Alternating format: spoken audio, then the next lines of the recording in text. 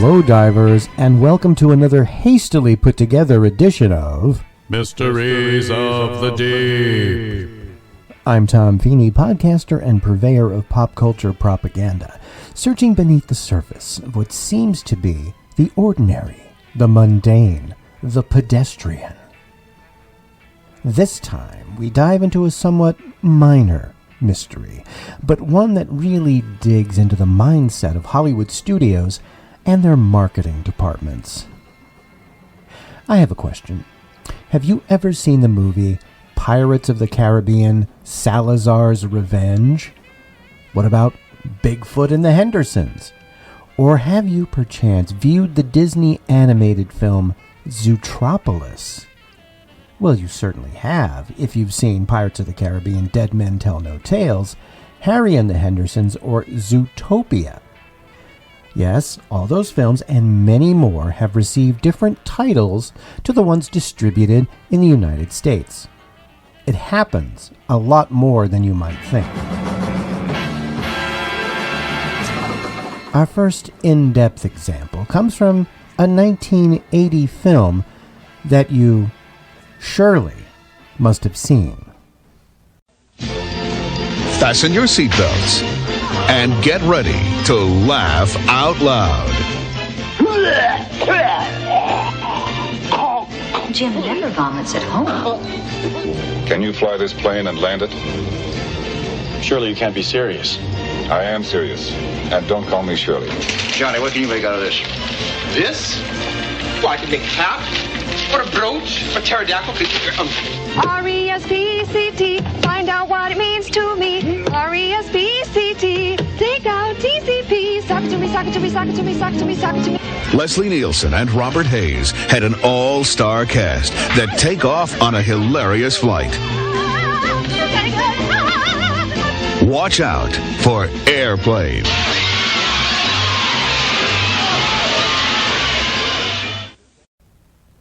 Yes, one of the funniest comedies of all time, Airplane, had a different title in some other parts of the world.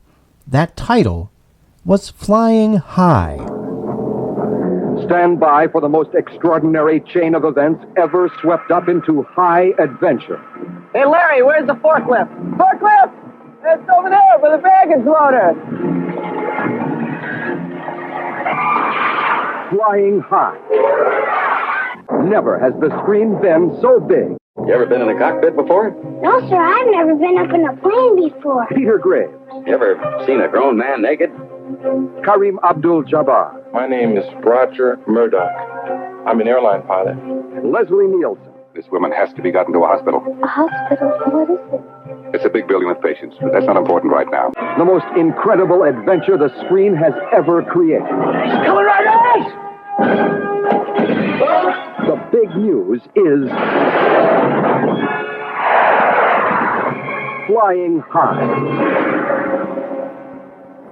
Now, the big questions here are where and why. There are some sources that say it was just in Australia and New Zealand that got the alternate title. Others claim that South Africa, Japan, and the Philippines also marketed Airplane as Flying High. And that brings us to the other question, why? Well, other films that we'll look at had obvious reasons for changing the title for international audiences, but why change a common word like airplane? Now, the film was released in the UK as Airplane, even though they say aeroplane. Now, while there has been no definitive answer to this question, the general consensus is that the title was changed to avoid confusion with another motion picture that was opening around the same time. The Concorde, Airport 79, the fourth and final entry in the Airport series of disaster films, had opened and subsequently bombed, no pun intended, in U.S. theaters. Internationally, the film was released in 1980, which facilitated the need to change that film's title to Airport 80, The Concorde. You still with me? So the comedy Airplane was set to be released internationally at around the same time as Airport 80. And to avoid confusion, apparently, Airplane was retitled Flying high. It's a head scratcher for sure, and a testament to the lack of faith movie studio marketing departments have in the public's intelligence. Our next example comes from one of the most popular media franchises in history, a multi-billion-dollar entertainment empire encompassing books, merchandise, food, theme parks, and yes, films.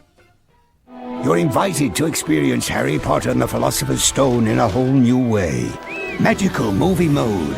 Wicked. Learn magical spells. Petrificus Totalis. Play the Hogwarts Trivia Challenge. Uncover secrets from the set. Then get transported to deleted and extended scenes and discover more about your favorite characters, creatures, and spells. That's bloody brilliant. Oh, thank you. Harry Potter and the Philosopher's Stone Magical Movie Mode. Out now on digital and Blu-ray. Did you catch that? In that ad, the announcer says to experience Harry Potter and the Philosopher's Stone in a whole new way. Now, if you're from the UK listening to this seems perfectly normal. However, US listeners might scratch their heads at that title. Shouldn't it be Harry Potter and the Sorcerer's Stone? Well, yes and no. This change actually goes back to the original publishing of the first Harry Potter book itself. In the United Kingdom, the book used Philosopher's Stone in the title. American publishers felt that substituting philosopher with sorcerer was a good idea, since they didn't believe that the younger demographic would understand what a philosopher was, and also sorcerer sounded more exciting and enticing to young readers. Now, by the time the film was in production, it was decided to keep the dual titles because they were already familiar to their respective countries' readers. Now, did the difference in titles have any impact in the content of the film? Slightly. There is a scene where Harry, Hermione, and Ron Weasley are researching the stone. Two different versions of the scene were filmed. I checked this out weeks ago for a bit of light reading. This is light? Of course, here it is. Nicholas Flamel is the only known maker of the Philosopher's Stone. Of course, here it is. Nicholas Flamel is the only known maker of the Sorcerer's Stone. The what? Honestly, don't you two read? The Philosopher's Stone is a legendary substance with astonishing powers. The Sorcerer's Stone is a legendary substance with astonishing powers. That's what Fluffy's guarding on the third floor. That's what's under the trapdoor. The Philosopher's Stone. That's what Fluffy's guarding on the third floor. That's what's under the trapdoor. The Sorcerer's Stone. So yes, the difference in titles does carry into the films themselves, if only barely. Our next contestant comes from another franchise, one that really should have stopped at 3 movies. I mean, really, how many times can John McClane get himself into life or death situations before it begins to look like the guy's just looking for trouble? America loves Live Free or Die Hard. It's the best movie of the summer. Daytime's over, sweetheart. 2 thumbs up. Did you see that? Yes, I did it. It's a jaw-dropping summer blockbuster. Live Free or Die Hard. Rated PG-13. Now playing. The 4th entry in the Die Hard franchise, Live Free or Die Hard, was released in 2007 to terrific box office and was considered by many to be a pretty good yet ultimately unnecessary entry in the series. The title, Live Free or Die Hard, was used in the United States and Canada only. Pretty much everywhere else, the film was titled Die Hard 4.0, a nod to the film's cyber terrorism angle. Now, this change was more cultural than linguistic. In the United States, the phrase Live Free or Die is the official motto of the New England-based state of New Hampshire, which is one state above me. Hi, New Hampshire. Love your 0% sales tax. Now, the film's distributor, 20th Century Fox, and let's take a moment of silence for that company. Okay. Now, they felt, and probably rightly so, that no one outside of North America would know what the hell Live Free or Die Hard meant. So everywhere else, Die Hard 4.0. Now, this had no impact on the film's follow-up, Die Hard with a Side of Curly Fries. Now, our third and final example comes from yet another massively successful movie franchise. The fine folks who gave us Iron Man, Guardians of the Galaxy, and Thor Love and Thunder. That's right, true believers. Our friends at Marvel had to handle a cross-cultural title change of one of its most popular films. The extraordinary heroics of the Avengers. Critics and audiences have spoken. The Avengers is the #1 box office opening of all time. How about that? The Avengers. Rated PG-13, now playing.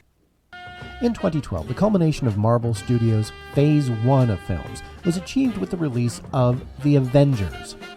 The epic meeting of the MCU's top-tier heroes, and Hawkeye, was a supersized blockbuster all over the globe. And yet, once again our friends across the pond were given a different title for the movie than simply The Avengers. In the United Kingdom, the film was titled Avengers Assemble. Now at first, it seems like there's no rhyme or reason for the change. After all, the comic book version was simply titled The Avengers since its debut way back in 1963. So why the difference? In this case, to avoid confusion with another popular intellectual property.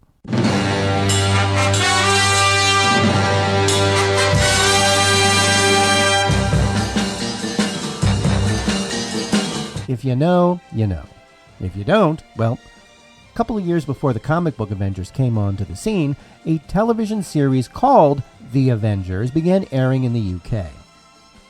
The show was a very cheeky, very British show about the spy business.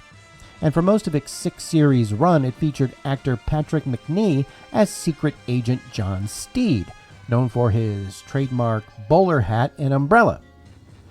During the series, he employed several female assistants, the most famous being Emma Peel, played by Diana Rigg.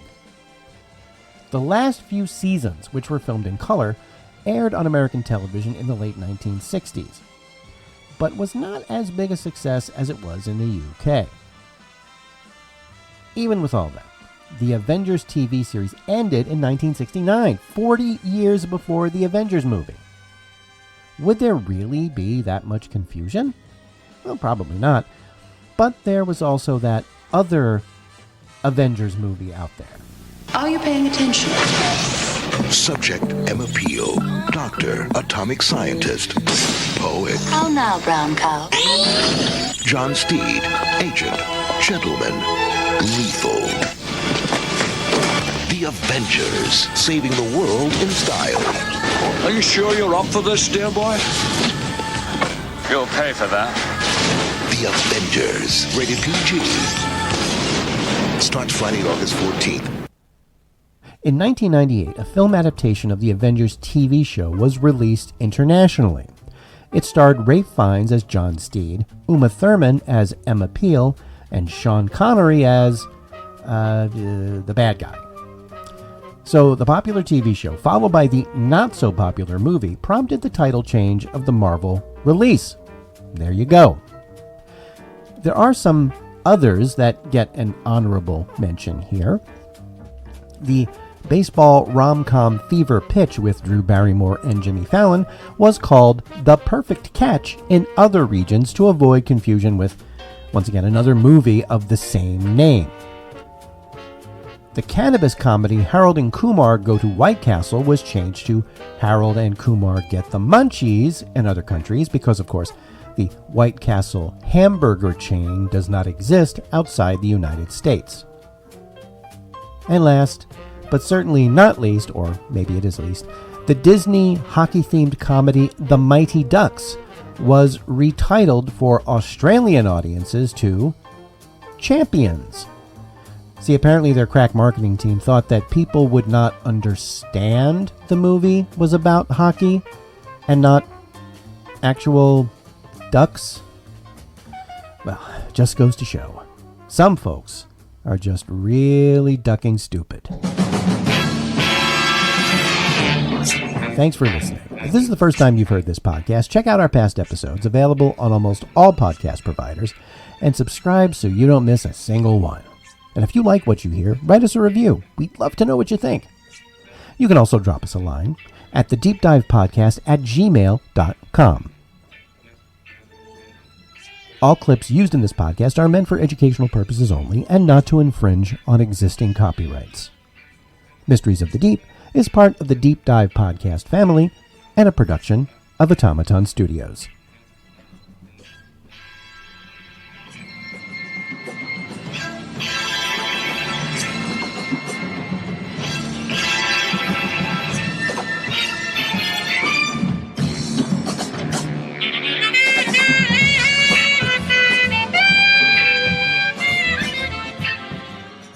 I am serious. And don't call me Shirley.